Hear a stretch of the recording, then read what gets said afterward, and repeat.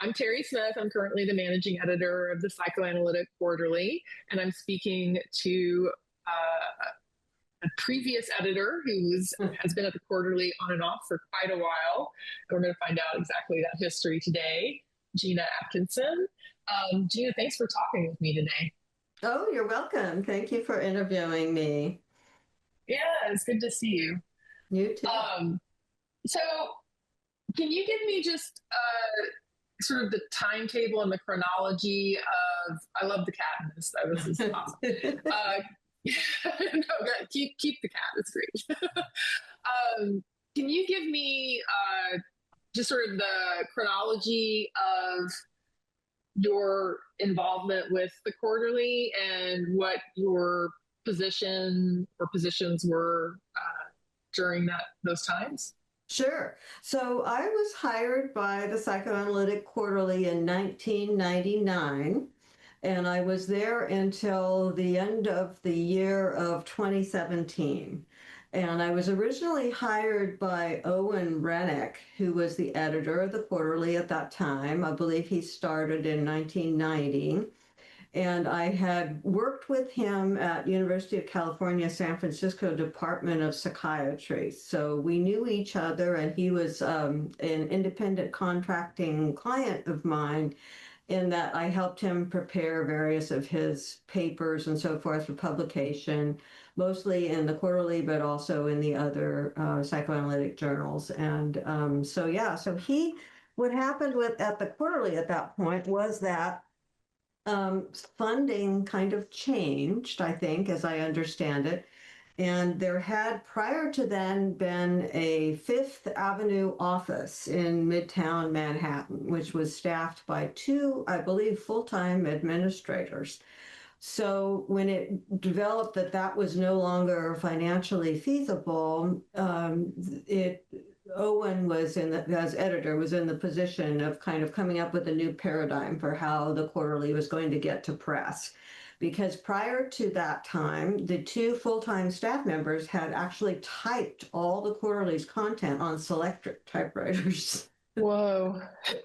Yeah. And of course, they used whiteout and so forth. But often, if an author made any sort of even a minor change after this had already been done, they'd have to type like pages and pages or the whole article over again.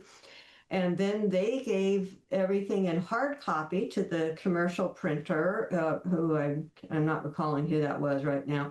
But the printer would then have to typeset everything over again. So it was really a duplicative effort all around. And so Owen was kind of charged by the board of the Psychoanalytic Quarterly at that time to kind of bring the journal into the 21st century, so to speak. So I was hired not as the managing editor and not as the copy editor, which later became my major roles, but only as the typesetter. All I was asked to do was to take the content of the articles and massage it into a desktop publishing program that could then be given to the commercial publisher, which I think we also, I mean, printer, which I think we also changed printers at that time. And kind of concurrent with all of that, a publisher was brought into the Quarterly for the first time. It had never had a publisher. It was self-publishing, called Other Press, which was based in New York. And I believe Michael Moskowitz was the head of it at that point. So he and Owen were working colleagues, and even though Owen was in California, where I am, and Michael was in New York, they worked together to involve Other Press with the Quarterly. So that changed everything. And I had actually never done any typesetting at that time, but I had a belief that I could do it. I guess some of us might call that grandiosity. But the way I did it was to hire an Adobe Systems certified trainer to train me in how to use, at that time, the product that was so popular was Adobe PageMaker. So that was how I typeset my first issues of the Quarterly in 1999. Okay. Wow. And when you say typeset, was the design that's so distinctive to the Quarterly already established, or were you involved at all in creating the look? I was not involved in creating the look. The design had been established in 1932 when the journal first started publishing and had never changed. And that had been something that was important to the various people who were on the board over the decades between 1932 and 1999.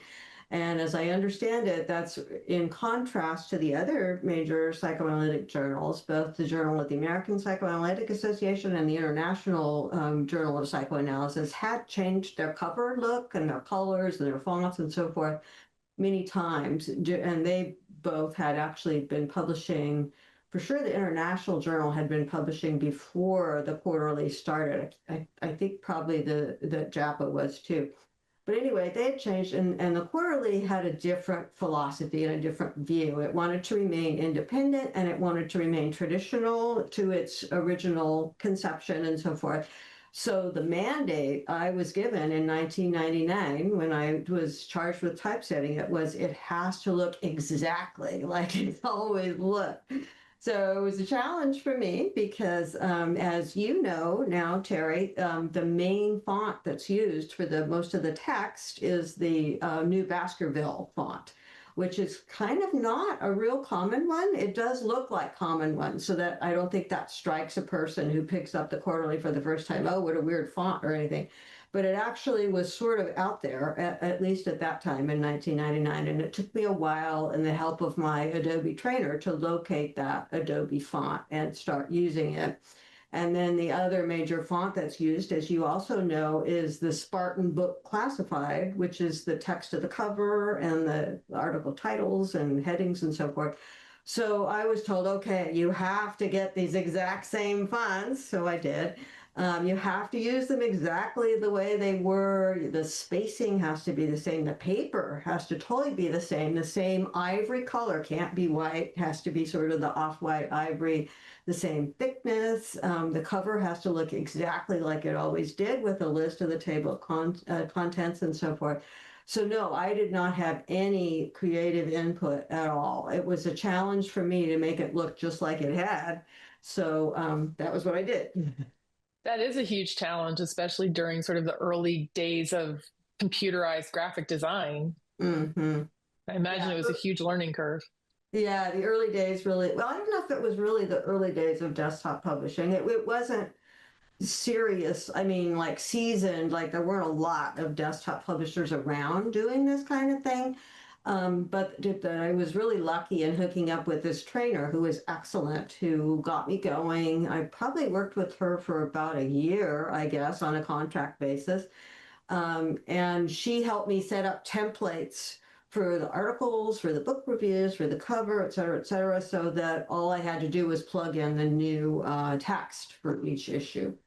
Oh, okay, great. So it was more the setup of getting it to where you could kind of, as they say, like plug and play. Exactly, plug and play. Yeah, which was a lot of fun. I enjoyed it.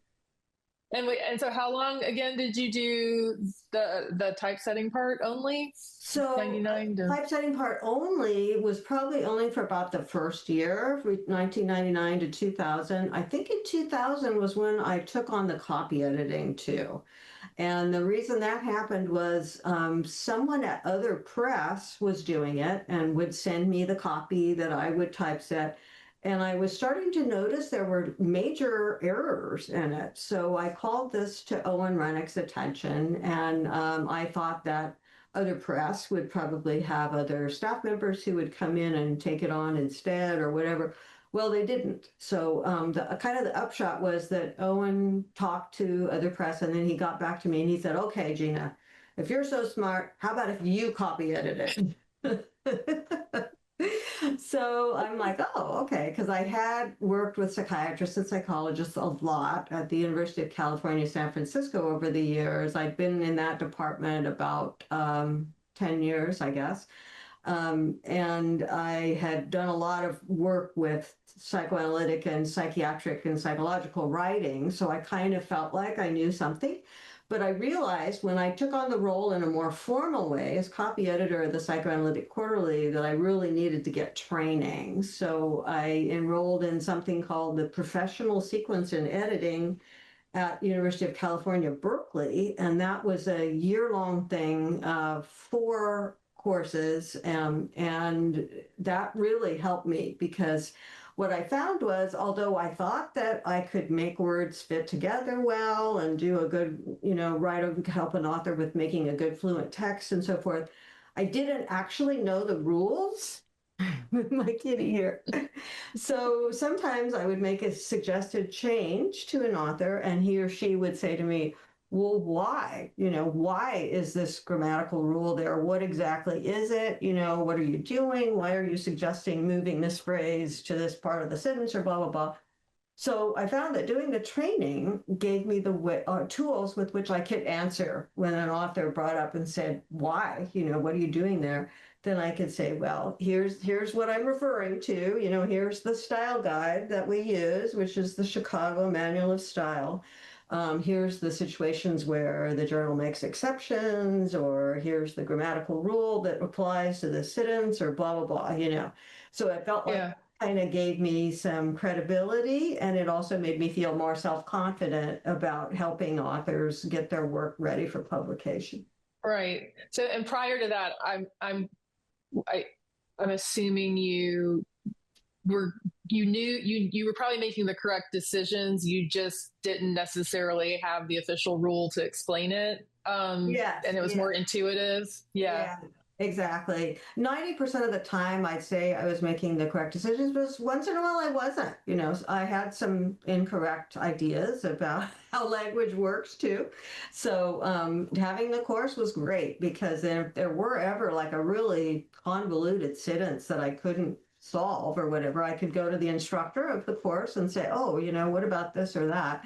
And often it would like spark a broader discussion among me and the other class members because it might apply to things that they were editing too. So it was very helpful experience. I feel like in my experience doing the editing, it is such a specific type of writing. And for me, one of the exciting things is sort of,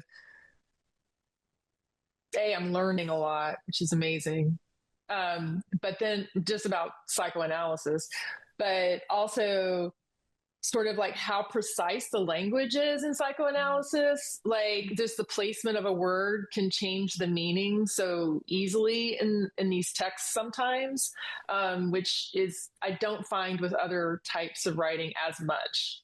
Did you find that like that kind of precision? Yes, I totally agree. That kind of precision, I think I agree with you. It's particularly important in psychoanalysis. And of course, the other thing for me was the vocabulary. I'd worked in mental health for about 10 years when I started, but there's still some specific terms for psychoanalysis. And as you know, new terms come out and kind of get picked up and other people write about them and so forth. And sometimes people use the same term in different ways. So you want to try to work with that. All of those things kind of come into play. Yeah. So you were at the Quarterly from 99 and for the first year just typesetting. Right. Then you started as the managing editor. Mm-hmm. And how long were you the managing editor? The first through the end of 2017. And during that time, fairly early on, after 2000, I was also tasked with the budget for the Quarterly and arranging the annual meetings or semi-annual meetings and kind of being a backup to the board. I had actually also, in addition to doing the typesetting at the very beginning, once that old Fifth Avenue office was closed, which happened, I think, sometime after I started, but still in 1999, nobody was available to do the manuscript submission and evaluation anymore, which, as you know, is a huge thing. In those days, we didn't have Manuscript Central or anything. It was all done kind of manually, where a lot of the board members who were evaluating manuscripts would send in hard copy reports and so forth. So Owen Renik asked me to be the person who collected all of that. And then once a paper was complete with all the reviews, to give it to him, and he would write the letter to the author, and I would keep all of that on disc and everything. I mean, you can imagine how it was a huge thing compared to now when everything's just, up in the cloud somewhere or whatever, in a way where we don't have to keep it. But okay, so I was doing a lot of that, and I did that for, I don't know, 5 years or something. And then later, it got to be a little bit too much for me, on top of the budgeting and the meeting arrangement and so forth. So that was when the Psychoanalytic Quarterly hired Alice Rapkin. And originally her role was just to do the manuscript tracking and so forth. So that helped a lot. Alice and I could work together, and she did a lot of keeping track of everything. And I just kind of dealt with it once all the reviews were in and the editor was ready to respond and so forth. So yeah. And then I think it was, oh gosh, I don't remember the years very well, but it was early 2000s. For about 5 to 7 years, I actually also managed the subscriptions for the journal. So that was a whole new ball game. And that came about because, as I recall, other press kind of left. Other press and the Quarterly ended their arrangement. And they were no longer available to do subscriptions. So I did it, and I actually liked that for a long time. I liked working with a database and kind of separating, categorizing different types of subscribers, like, oh gosh, we've got a whole ton of them in Finland, why is that? Or here's how many individual subscriptions we have versus institutional ones, which was a big thing then, of having those two types. It's not like now where it's more primarily institutional. It was actually primarily individual in those days. So I enjoyed that and did it for quite some time. And then eventually it was like, again, I felt like I wasn't able to give it everything because I was doing these other things. So that's when we started hiring different groups to manage the subscriptions. And I think probably the last one was through the printer that we had, Sheridan Press. They had somebody who would manage the subscriptions for us. So that worked well. They were in Pennsylvania, but it was fine. I worked with them on email to, fine tune who was subscribing, who had paid, blah, blah, blah. And so, yeah, so that was another interesting thing that I'm glad that I did, because I learned so much about subscriptions. But again, it worked out to eventually to be more practical for me not to be doing that anymore. Right. Yeah. So I'm trying to find my thought here. So thinking about the individual versus institutional subscriptions, in your observation, is that something that's happening generally across the board with journals, or do you have a sense of that? Well, I don't have a really well-informed sense, but in general, yes, I do think that started to happen across the board with journals in the early 2000s, because suddenly everybody was reading online. Online access was everything. And before that, hard copy was everything, which was why, for example, it had been so important to the board back in 1999 that the hard copy looked exactly like it always had, because that's the only way you could read it, was to pick up a paper thing and turn the pages. But as more and more that was put aside in favor of reading online, and then, of course, later reading on phones, which was another big thing,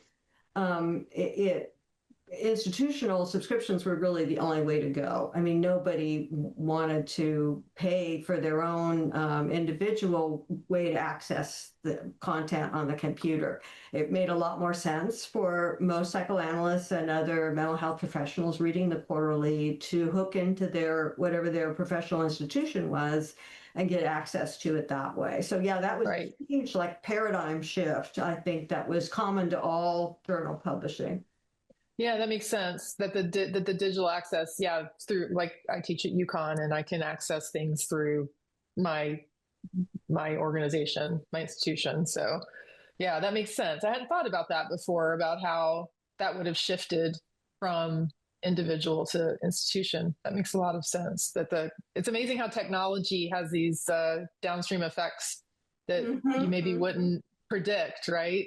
And you've been through many, many technological changes and shifts. So tell me what brought you back. So I met you because you came back to the quarterly. Lucy Lafarge hired you as the managing editor. And then we brought me on to do the proofreading on the platform that Taylor and Francis has. What had we already signed on with Taylor and Francis when you came back?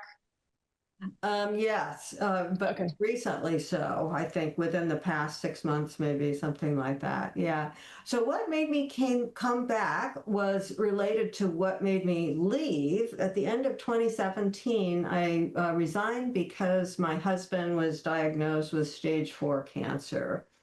And so I decided I needed to step out of the quarterly because I wanted to be available to him for his treatments and everything that he needed. And that went on for 2 years before he passed away. Mm-hmm. We knew that it was terminal, that it was, that was the way things were going to go. And I just wanted to spend as much time with him as I could. And I felt fortunate that people at the quarterly at that time that I resigned said, oh, do you want to just keep some of your duties? Do you want to just keep the typesetting or just keep the copy editing or whatever? And that way you can still be involved and blah, blah, blah.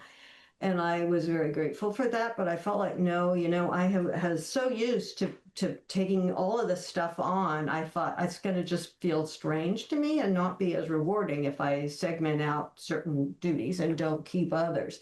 So I said, thanks, but that's okay. So I resigned. And then after my husband passed away in 2019, I heard, or it must have been later than that. He died at the end of 2019, but it was in 20 or 21 that I heard that the person who was hired to replace me, Hannah Zevin, had left.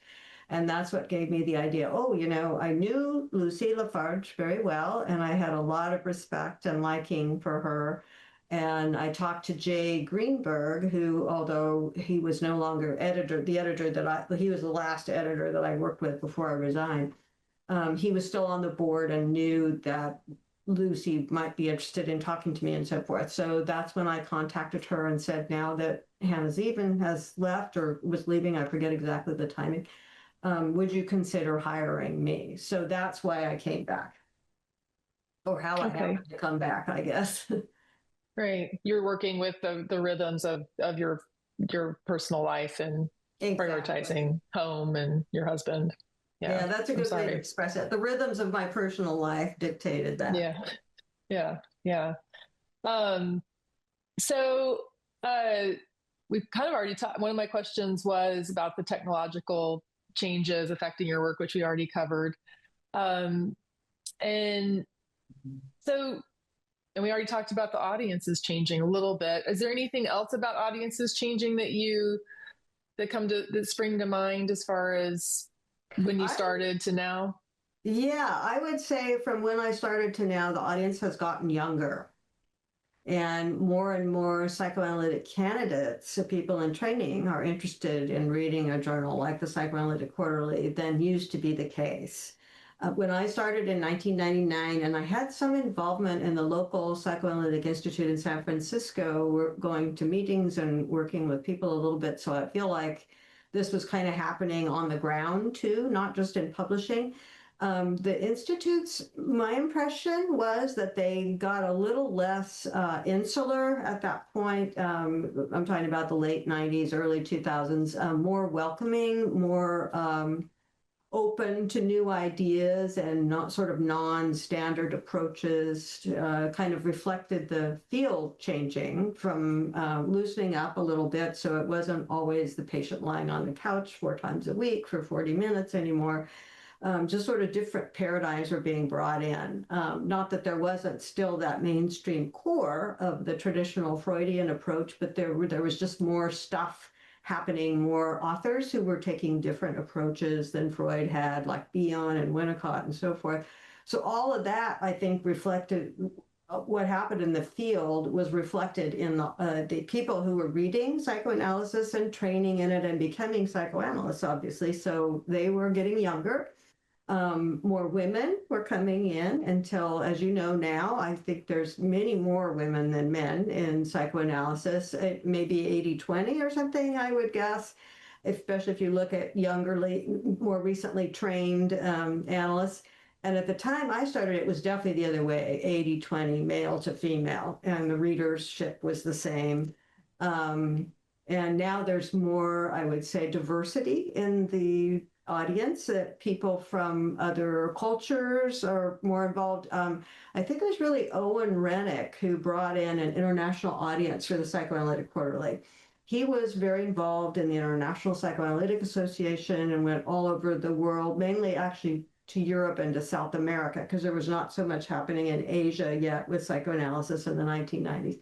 But yeah, he had Europe and South America covered, Israel. So he would go to meetings and so forth and make very good connections, collegial connections with analysts in those countries. And they started writing and submitting papers to the quarterly.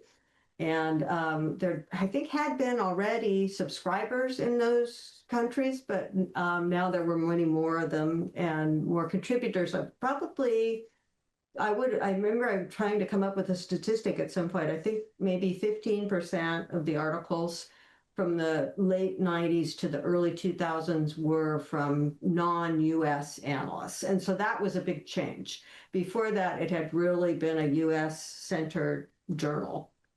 Yeah, yeah. And that's something we're continuing to work toward, is having it be more international, and maybe even publish some things in other languages, or, or translations and things like that. That's something Neil Boris definitely has his eye on to continue to grow. That's great. That's interesting. That's really interesting about the women too. I like that you saw such a like almost a mirrored shift happen. Exactly. Yeah. That's amazing. So as far as, and you also edit for other journals as well, right? No, you mean now? So Yeah. I'm still an independent contractor psychoanalytic editor, but not so much for the journals themselves, more for the authors. And when an author writes a paper that they want to submit, they might bring me in for some editing to get it in shape before they submit it. And then after it's approved, they sometimes bring me in to just format it. They say, okay, here's this journal's formatting rules. Can you get this document in shape, blah, blah, blah. So I do that. I'm actually working more on psychoanalytic books now, mainly authors that I met through working at the Quarterly who submitted articles to the Quarterly over the years are writing books that then they asked me to help them with because they had a good connection with me beforehand, which I'm always very flattered by and happy to know. So yeah, so now I work more with books. I've never been employed by another journal, even as a contractor, except as a translator. You know that I have translated psychoanalytic materials in Italian into English. So for a while, IJP was using me quite a bit. And then I think a lot of the translation business has really been reduced or gone away altogether because of AI. It's just not what it used to be. Nobody is needed to sit there and actually translate stuff the way I used to do, and which was something I really enjoyed. There's just no need for it. You can click a button and it's in the other language. And yeah, you still have to clean it up and so forth, but that's much more easily done in-house, I think, by journals and publishers than it used to be. So yeah, so I don't do translation anymore, but that was the only context in which I was actually employed by another journal. Although I should say that I do work now for a very small psychoanalytic journal called Fort Daw, which many people haven't heard of. It's the publication of the Northern California Psychoanalytic Psychotherapy Society. So it's not something, unlike the Quarterly and JAP and IJP, it's not a journal that people can just read and decide to subscribe to on their own. The only people who read it are those who are members of that organization. So it's much, much smaller than the other journals, and it only publishes 2 issues a year. So for me, this has worked out really well because at this point with, what was it? You said personal rhythms, taking Yes. out my personal rhythms. I'm happy working fewer hours than I used to. So it's great. So I work with Fort Dodd. Once in a while, there's a little crossover with people that have, I knew from working with the quarterly, like actually just this past several days, I edited a paper for Fort Daw by Paul Williams, the English psychoanalyst who had published in the quarterly and whom I had met at various events in New York and so forth. Tom Ogden is on the board, and once in a while we'll have something in Fort Daw. So, but there's basically, it's kind of a different group of people, I would say in general, more academic and less clinical. So yeah, it's interesting. Right, right. And Psychoanalytic Quarterly, that is something I remember Lucy and I discussing, and the editorial board discussing sometimes in meetings about this tendency for the quarterly to publish articles that do have clinical material in them, and that being part of sort of the history of the journal. Is that accurate? Yes, yes. It used to be way more, I mean, totally clinically focused when I started in 1999.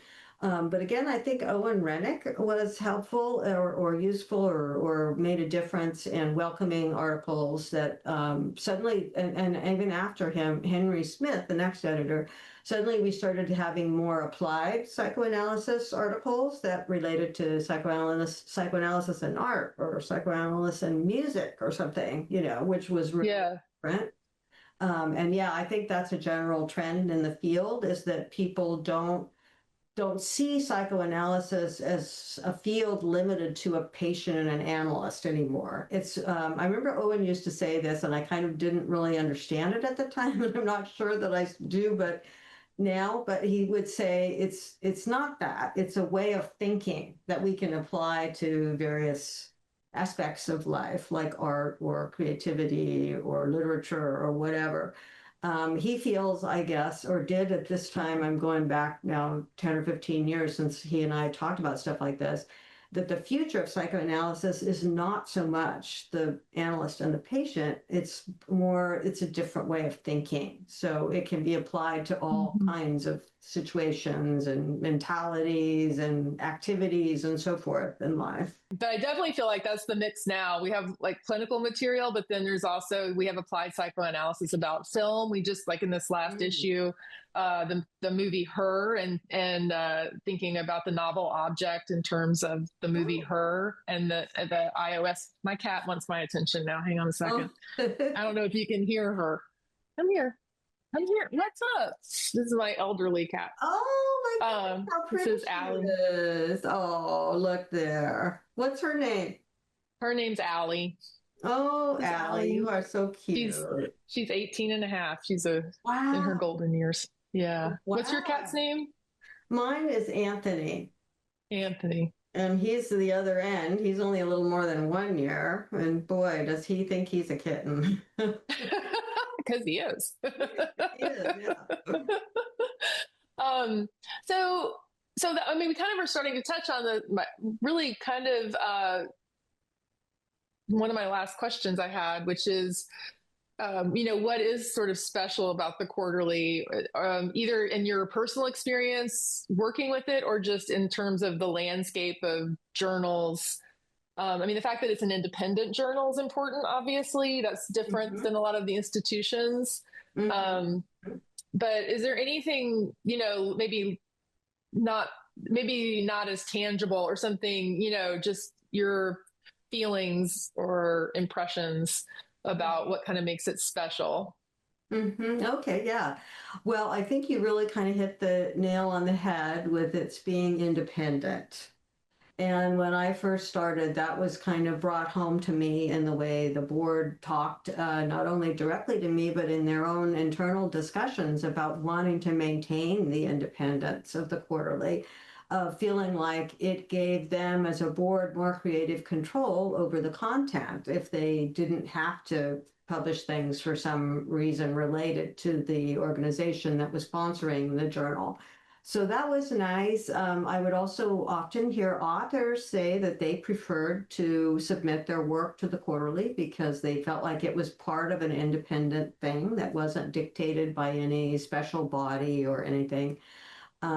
They also often felt like the quarterly would be open to more sort of non-traditional viewpoints than the other journals, which I think was often true.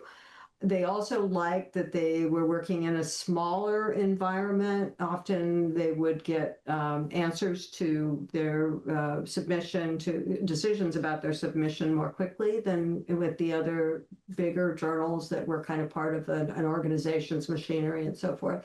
So yeah, I thought that was really a nice, it's really a nice niche that the quarterly fills as distinct from those journals. So yeah, that was, and all of those differences were more pronounced before the Psychoanalytic Quarterly had a formal publisher. I mentioned that when I first started, other press was coming in, but that relationship actually didn't last more than a few years, I think. And then the Quarterly was self-publishing until Wiley Blackwell took it on, which was, oh gosh, when was that? 2010 or something? So for those years, it was great because the quarterly could make all the decisions, you know. But again, it was necessary because of the paradigm shift to digital publication to go with a publisher. I remember there was a period, and it must have been around 2010, when I was asked to look at, was there a way that the quarterly could still do everything and be self-publishing, but have another company actually publish it online? And there's an organization here in Silicon Valley where I live called Highwire Publishing, and they would actually do that for various other journals and so forth, books maybe too, I forget. But it was so expensive. It was immediately out of the quarterly's price range, something like $100,000 a year or something to put 4 issues online and govern access electronically and blah, blah, blah. So it became clear that the quarterly had to go with a publisher in order to be available to a readership, which now preferred to read on the computer. And then, like I said, later the phone, and no longer valued a paper copy. So all of those things about the psychoanalytic quarters and independence were even more germane before that shift, because it was really within the control of the individual board members. You know, here's how this journal is going to run, here's what it's going to publish, blah, blah, blah. With the publisher, it's been very helpful to have the access now made so much broader. There are, as you know, well, in your position, differences in terms of what goes to press and so forth in the quarterly based on interactions with the publisher. So in my mind, the quarterly is maybe not quite as independent as it used to be prior to that. But this is reality. This is the world now, right? And often a big publisher like first Wiley and now Taylor and Francis can really enhance a journal's image because they're so much more capable, so much more powerful in terms of marketing and distribution. Distribution and the whole thing.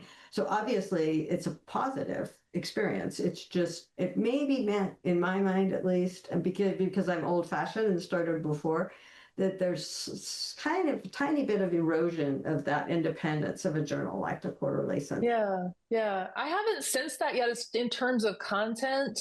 There's a metric of how many units we need. It used to be pages, I believe, and now it's units, and there need to be so many articles per year, so many other units, which would be book reviews and editor's notes and things like that.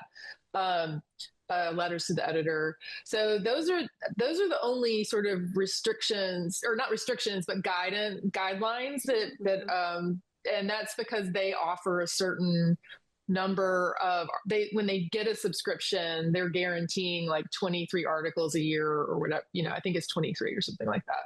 So it's sort of tied to the subscription promises they make. But it's definitely, and there are definitely a lot more platforms to learn. Yes.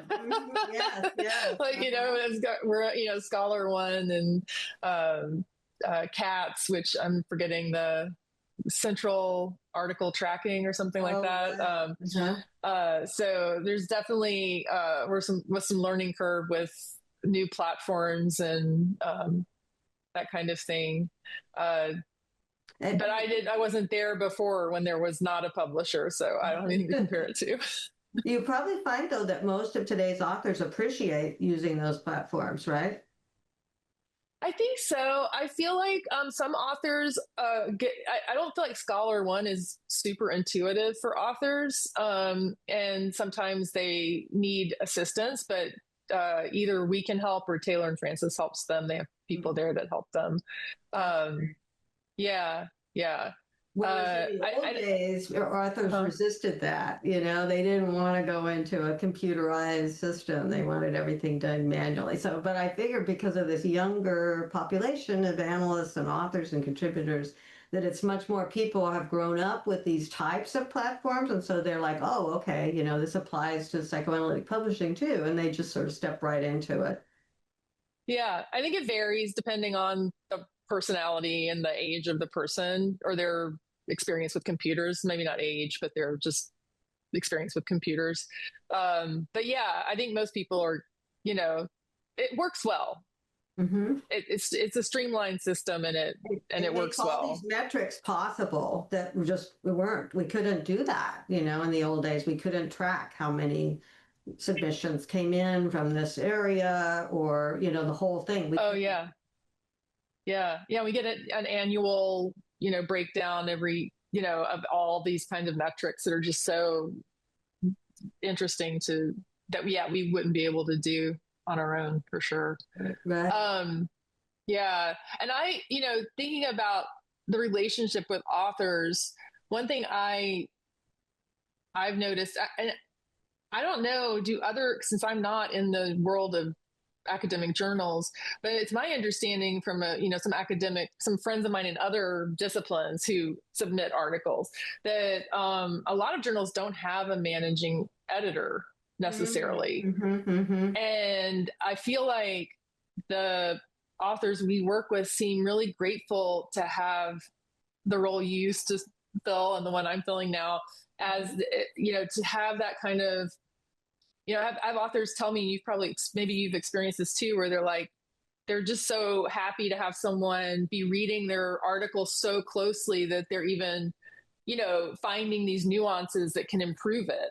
Mm-hmm, mm-hmm. Yes, yeah, definitely. Yeah, yeah, I agree. The managing editor, it fulfills a really important function in the author's view many times. And at the same time, if that's true, if there's kind of a shift away from that, maybe in other fields of journals not having a managing editor, I feel like that's because publishers of journals have taken on a bigger role and a more sort of across the board administrative role. So certainly a managing editor now for a journal like the Psychoanalytic Quarterly, it has kind of a different role than the one that I had for Psychoanalytic Quarterly starting in the early 2000s, because now the publisher does so many more things. Like if you look at the duties that I had in the early 2000s, Taylor and Francis does a lot of them now, right? The typesetting, the manuscript circulation, the subscriptions. So all those things that I sort of came and went with or held, whatever, are just different now. And even they'll provide copy editing, right? The publisher will, if the managing editor doesn't do that for whatever reason, they'll do that for you too, for a journal too. Yeah. So my last question is there anything that like you have just as a person in your personal growth, we'll call it, in working with the Psychoanalytic Quarterly for all those years, was it formative in any way in terms of you as, you know, beyond the tasks? I mean, just maybe, you know, the reading of the articles or the interpersonal relationships. Was there anything formative, like looking back on it, that you can put your finger on? I would say when I look back on it, I feel tremendously fortunate to have been able to be the managing editor for the quarterly for that many years. because it really opened my mind in many ways.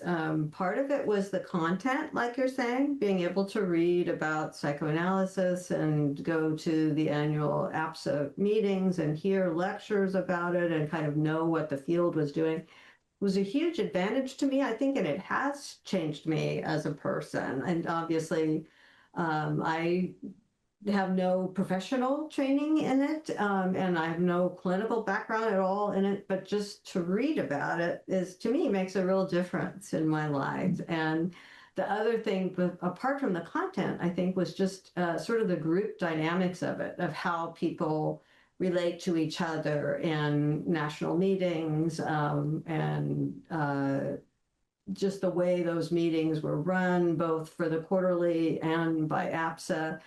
Kind of how to connect with people, how I could play a role in helping people meant a lot to me. So yeah, I would just say it's all been really positive. And again, I feel very lucky that Owen Renik opened that door for me so many years ago, only to do the typesetting. And then I was able to kind of build on that and take on other roles and grow personally over the years. Yeah, yeah. I really I love working there for the same reason of watching the interactions of people as well. And I just feel like at the quarterly, as far as especially the associate editors and the editor in chief and most of the the editorial board as well. Like, there's just so much respect and like I've never worked somewhere where people say an opinion or say what they're thinking and then sort of add a caveat of like, but I could be, thinking of it because of this, and like examining their own motivations and their own thinking like so consistently. And it feels very healthy, and it feels very collaborative. Yeah, I totally agree. You express it very well. Yeah, that's definitely true at the quarterly. Yeah. Yeah. Well, and you were part of that. We miss you.